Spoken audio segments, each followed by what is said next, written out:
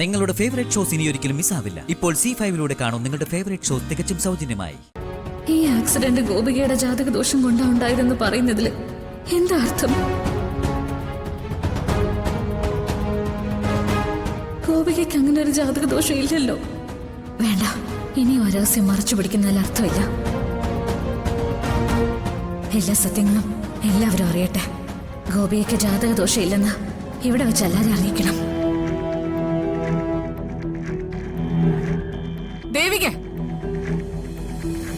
ഗോപികയെ പറഞ്ഞ് ഡിവോഴ്സിന് സമ്മതിപ്പിക്കേണ്ട ഉത്തരവാദിത്തം നിനക്കാ.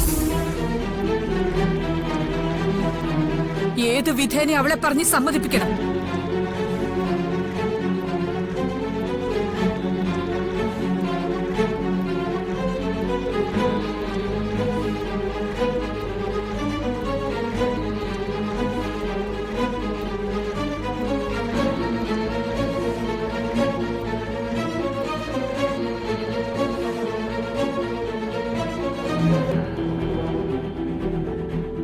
വന്നേ.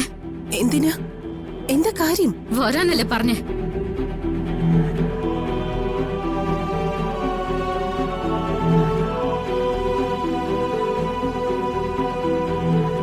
എന്താ കാര്യം? കേട്ടല്ലോ, ജാനകി മേഡം പറഞ്ഞത് ആന്റി കേട്ടല്ലോ. ആന്റി മോളും കൂടി ചേർന്ന് നടത്തിയ കള്ളത്തരങ്ങളുടെ പരിണിത ഫലമാ. നശിക്കാൻ പോകുന്നത് എന്റെ അനിയത്തിയുടെ ജീവിതമാ. ഇല്ലാത്ത ജാതകദോഷത്തിന്റെ പേരിൽ ഗോപികയുടെ ജീവിതം നശിക്കാൻ പാടില്ല. ഋഷിയും ഗോപികയും തമ്മിലുള്ള ഡിവോഴ്സ് നടക്കാൻ പാടില്ല. അവര് ഡിവോഴ്സ് വേണോന്നൊരു തീരുമാനം പറഞ്ഞ സ്ഥിതിക്ക് നമ്മൾ ഇനിയിപ്പോ എന്ത് ചെയ്യും മോളെ? അപ്പൊ ഒന്നും മിണ്ടാതെ അവര് പറയുന്ന പോലെ ഡിവോഴ്സിന് സമ്മതിച്ചു കൊടുക്കാന്നാണോ ആന്റി പറയുന്നത്? അല്ല, എന്നല്ല. ഇത്രയൊക്കെ ആയ സ്ഥിതിക്ക് ഇനി എനിക്കൊന്നും ചിന്തിക്കാനില്ല. ഗോപികയുടെ ലൈഫ് എനിക്ക് സേഫ് ആക്കിയേ പറ്റൂ. അതുകൊണ്ട് ഗോപിക്ക് ജാതകദോഷം ഇല്ല എന്നും ഇല്ലാത്ത ജാതകദോഷം അവളുടെ തലയിൽ കെട്ടിവെച്ചത് ആന്റിയും അഞ്ജതിയും ചേർന്നാണെന്നുള്ള സത്യാവസ്ഥ ഞാൻ ഇപ്പൊ അവരോട് തുറന്നു പറയും. അയ്യോ മോളെ ദേവികെ, നീ ദേവി ഇത് എടുത്തു ചാട്ടൊന്നും കാണിക്കരുത്. എന്നെ മോളെ നീ ഈ കുരുക്കി പെടുത്തല്ലേ. ഈ കുരുക്ക് ഞാനായിട്ട് ഉണ്ടാക്കിയതല്ലോ, നിങ്ങളായിട്ട് സ്വയം സൃഷ്ടിച്ചതല്ലേ. ആണ്, സംഭവിച്ചു പോയി. എങ്കിലതിപ്പൊ തിരുത്തണം. തിരുത്തിയേ മതിയാവൂ. മോളെ, അത് തിരുത്താൻ നിന്നാലുള്ള അവസ്ഥ നീ ഒന്ന് ആലോചിച്ച് നോക്ക്. ഗോപികയ്ക്ക് അവളുടെ ജീവിതം നഷ്ടപ്പെടാതെ കിട്ടും. പക്ഷെ അഞ്ജിതയുടെ ഭാവിയോ അത് തകർന്നു പോവില്ലേ?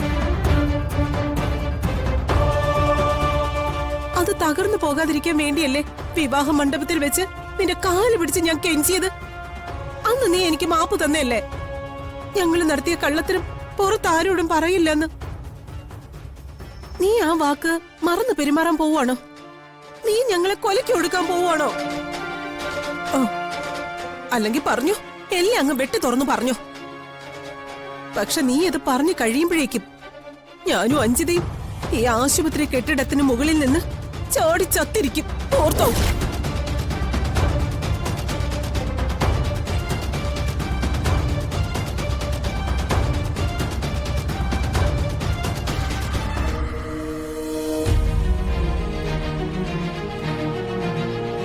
ഡൗൺലോഡ് ചെയ്യൂ C5 ആപ്പ്. കാണൂ എല്ലാ എപ്പിസോഡുകളും സൗജന്യമായി.